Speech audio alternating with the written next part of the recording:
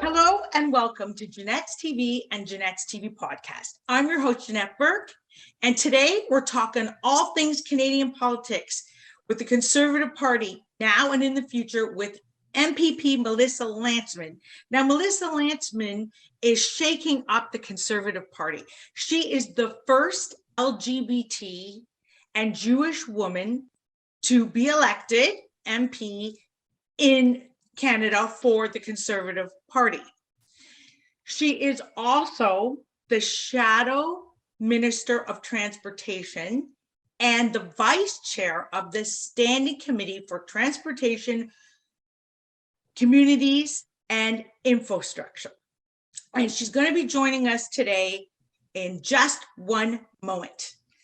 First, I want to remind you, if you haven't already done so, to please click subscribe, hit the bell, and you'll be notified of all our episodes and you'll never miss another one again.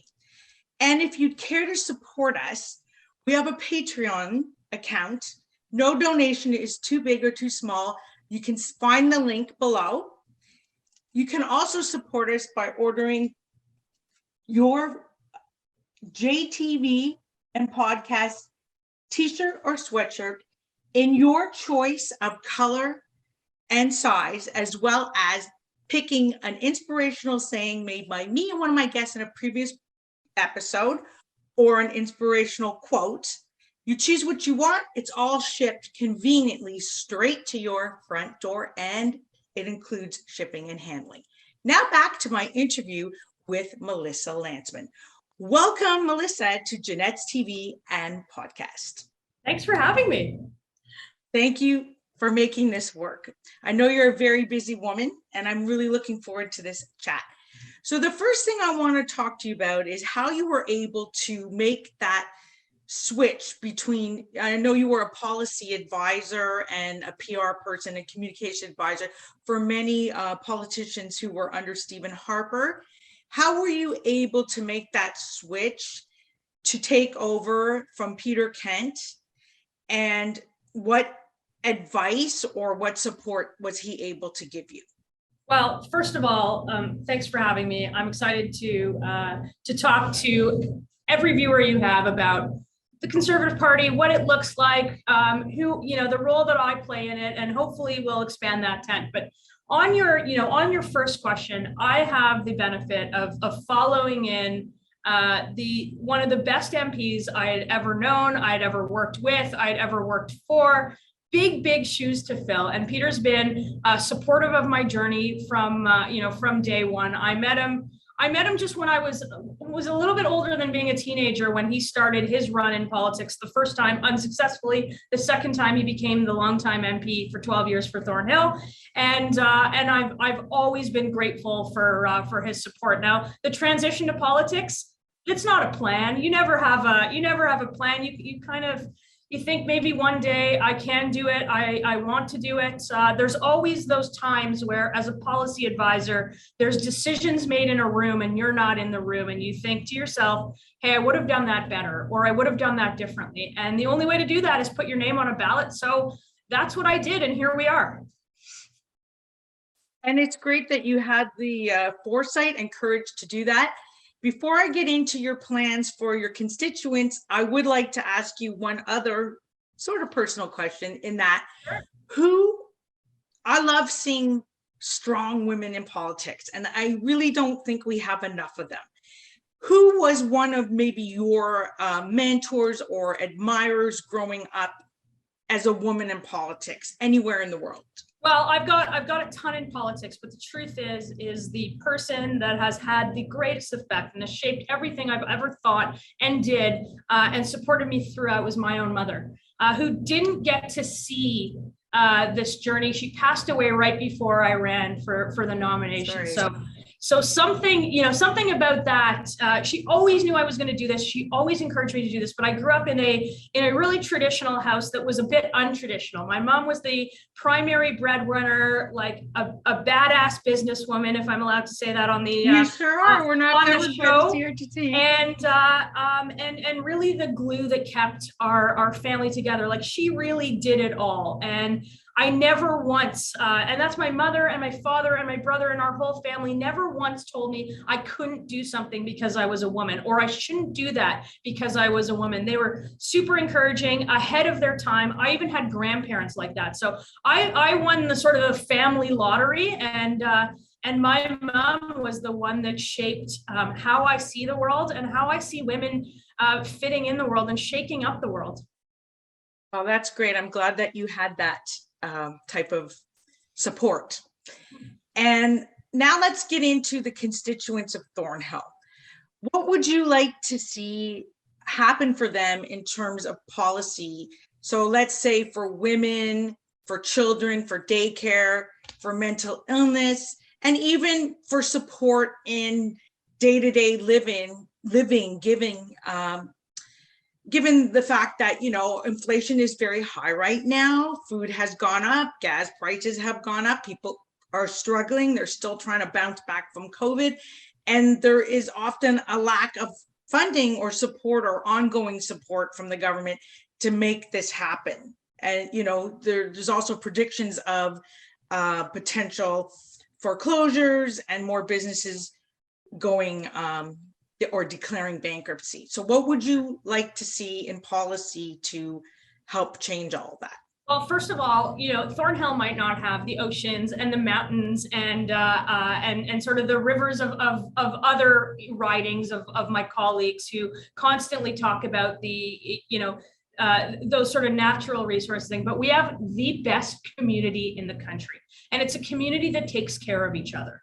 And I fear that when government sort of takes over that role and gets bigger and provides sort of the support without allowing people to live their lives and work and get ahead, I think those community structures, they start to shrink, and government can't play the role that traditionally our community plays for each other. So we got a really special thing going on in Thornhill, and I don't want to see that lost. You mentioned it yourself. It's the thing that I hear about the most. The cost of living crisis is brought up to me in every conversation. Kids can't afford to live where they grew up.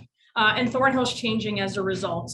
The cost of food, the cost of gas, the cost of every day. You might be house rich, if you will, but you don't have sort of that extra money to do the things that you want, to travel, to even get by, to even keep that home.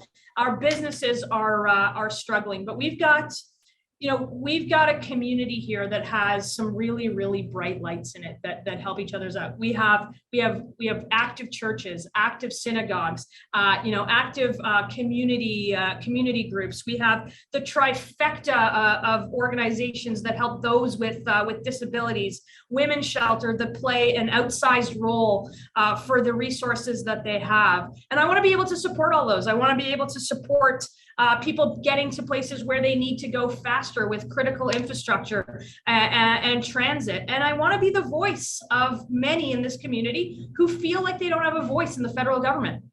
So speaking of transit, I know you were behind the whole movement with the extension of the Yonge Subway line, and there's been some problems with that. It didn't turn out the way exactly that it was originally proposed. What do you think is going to be the result of that? Because this is an issue just for everybody watching. We had a plan with a subway, and I support a subway. It's been promised since I was a teenager, and I think I might take it to my retirement party. This is like how long this stuff takes in government. And we had an agreed upon route. We had a consulted route. It was right up Yonge Street. It was going to help the businesses. It was going to direct traffic. It was going to allow development where development should be. And instead, it's going under people's homes. So I'm a bit angry about that. And I think the people whose homes are angry about that. I think neighbors are watching their neighbors have a subway potentially run under their homes are a bit angry about that. And we want to see that change. Now, there's no shovels in the ground yet. And until there's a subway that runs through here, I think there's time to change that route. And I'm working with a lot of community groups and a lot of community members to make sure that happens. Now, that's a provincial routing issue, but the fact of the matter is that those in Thornhill are going to have better access to transit. We just have to make sure that we do it the right way. Agreed. I think that you said it well, and I know for years they've been talking about this expansion up Yonge Street because Thornhill, which is in the region of York region, has been expanding. It's just getting bigger all the time, and actually this expansion of the subway is probably about 40 years too late. It should have happened a long time ago. Probably. Without disturbing neighborhoods that are already existing or those homes. Sure. All right, let's turn our attention now to the Conservative Party. There's been so many changes in the Conservative Party. And let's go start it with, when Donald, ex-president of the US, Donald Trump, was in office, he had a lot of ideologies, and it seems that our Conservative Party in Canada were impacted by those ideologies. So I'd like to hear sort of your take on it, and also, what is going to be happening with the Conservative Party in the next little bit, given that Erin O'Toole was recently dismissed. We have a new leader in place, a woman leader who's great, but we also have a bunch of people vying to become the next leader on September 10th, when that leader will be chose or selected at the convention for the leadership of the Conservative Party. What do you see happening? How do you see the ideologies changing? And what would you like to do about it? Look, I think this is a great opportunity for the Conservative Party to start to listen to not only Conservatives, but those who want something different from government. And there's a lot of those people out there who are just not happy with what we've had, potentially maybe not trustful of the Conservative Party. Like, when you're looking at a car, you're kicking the tires, you're not sure if you're going to buy the car. I think this is an opportunity to show people the car, and it's the car that they want to bring Canada into the future. We are far behind. Our disparity is massive, whether it's the rural-urban divide, the east-west divide, let's just say the vaccinated against the unvaccinated. There's a lot of division. And I think that division has been stroked over the last 6 years. And you know what happened over the last 6 years? The Liberals have been in power. So I think this is an opportunity to bring people back into the fold of the Conservative Party, to give them a vision for the future of Canada, one that is free, one that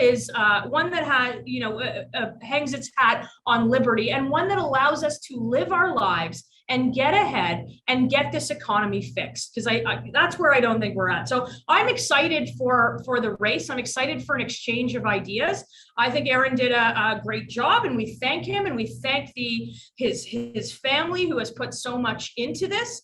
And now we're at a crossroads where we're going to look at this as what Canadians want, the vision for the future of Canada, aside from what the Americans are doing, aside from what a past president did. We have an opportunity to have a conversation about us, and I think a lot of Canadians are ready for it. Do you think it's time to have a female leader for the Conservative Party that's in permanently, not temporary? Look, I think it's always the best person for the job, but I would love to see a female leader in this country. We've had female leaders of our party before. I think Rona Ambrose did a fantastic job. We've got Candice Bergen now, who's the leader of the party. I'd love to see a woman lead this country, and it's crazy that we would ever even have that conversation of, are Canadians ready? Are we ready? Of course we're ready. Like, women women can do things. Women should do things. They have done things, and they are absolutely apt to lead a party. I think that policy making is often better for it. And you mentioned before things like childcare, things like around every policy decision. I think is better off when we have a more diverse decision-making table, whether that's women, whether that's people from different communities, from different walks of life, those who are, married to the same gender, the different gender, it doesn't matter. More diversity at the decision-making table brings better decisions, and we know that.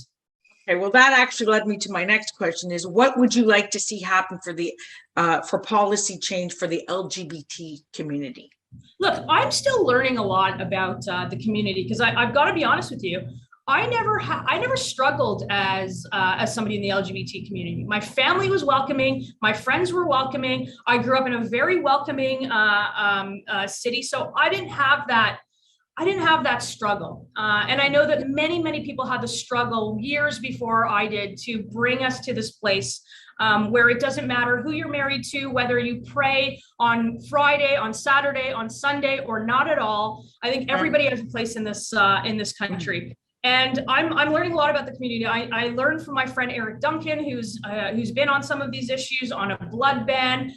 We've got to fix that. I know that the Parliament sort of unanimously put passed legislation against conversion therapy, and I know that there's a lot of issues in the trans community. And I don't understand them, but I do understand that they've got the highest suicide rates. And when that is an issue, I think we've got to look at a policy that takes that into account. Because if we're going to protect, everybody, and we're going to promote equality, then we've got to make sure that we understand where the problems are. And I'm still learning that. Well, okay, let's turn our attention now to the international front. I'm talking about Russia and invading Ukraine. I know that must be close to your heart, given that your parents were immigrated here from Odessa. Also, yesterday, Vladimir Zelensky addressed our Canadian Parliament via Zoom.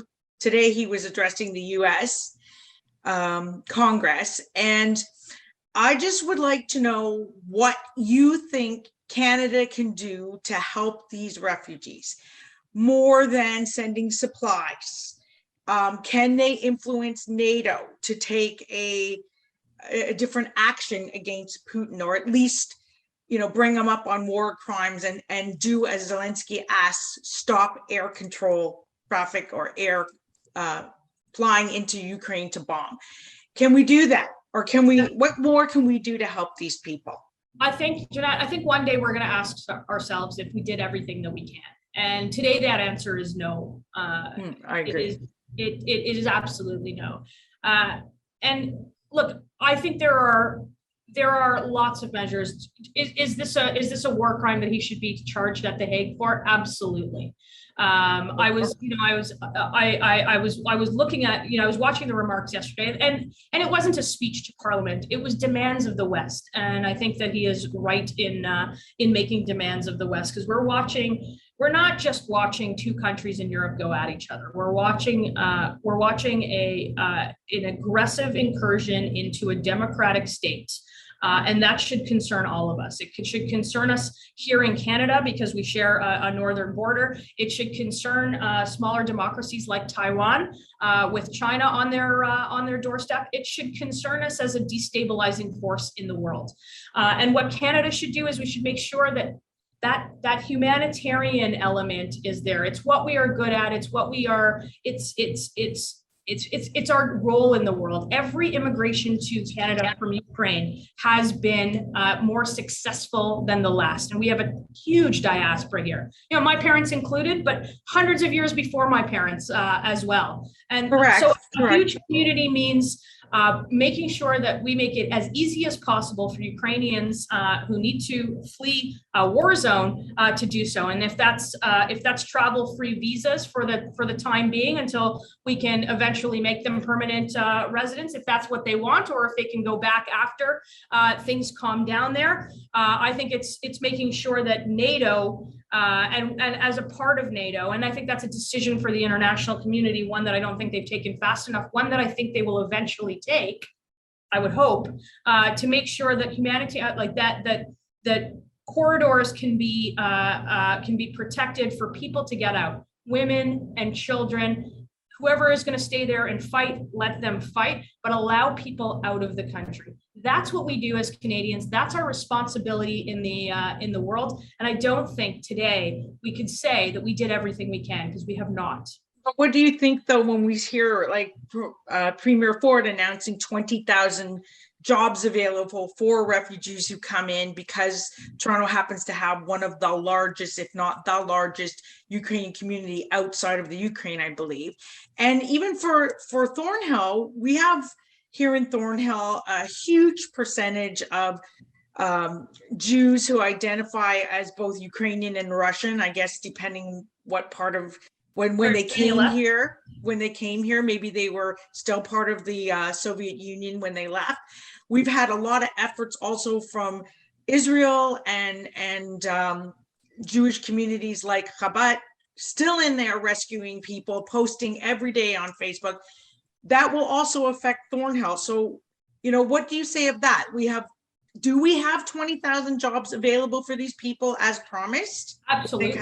Absolutely. I think we've got labor market shortages everywhere. And I think it is smart people in the province doing those assessments, making sure that when people come here, they can work to their fullest potential. We've got all kinds of problems on credentialing. We've had those problems for more than 50 years. My dad came here as an engineer who drove a cab, and that story doesn't change today. We have lots of talented people who are not working to their fullest potential, who maybe be driving an Uber when they should be a nurse or a doctor. We've seen that, and we have that, and we've got to do that better. But in order to get them out, safely, the federal government needs to act, and they need to act quickly on those travel-free visas so that people can see Canada as an option and eventually make Canada home. We've got to grow this country, and the way that we grow it is through immigration. Because Janette, nobody's having a lot of babies.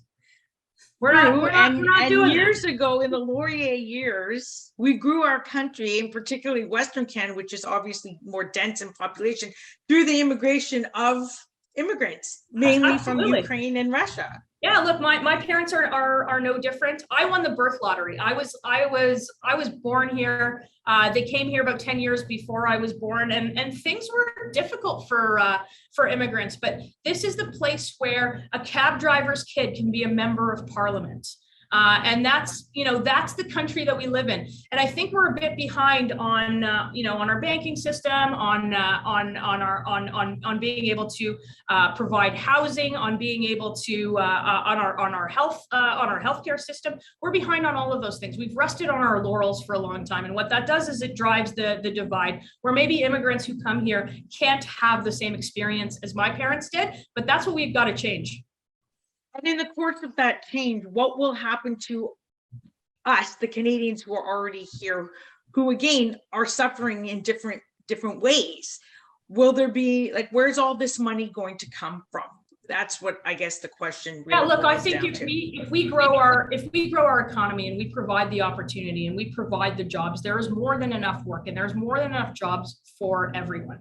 I don't think there's a situation right now in Canada where Canadians who want to work, or Canadians, whether you came here yesterday or you came here 40 years ago, if you want to work, there's certainly a job for you. What we have to do as a country is to figure out ways where we can bring more investment, bring more jobs, include every region in the country in that creation of economic prosperity, and make sure that everybody can work hard and get ahead and do the things that we all want to do: raise a family, make our own decisions, and have the things that you want to have. Practice your religion freely. We need to start having conversations about that, because the conversations we've been having over the last 2 years, I think, has driven us apart and really taken the focus off of the goal of this country and what it could be.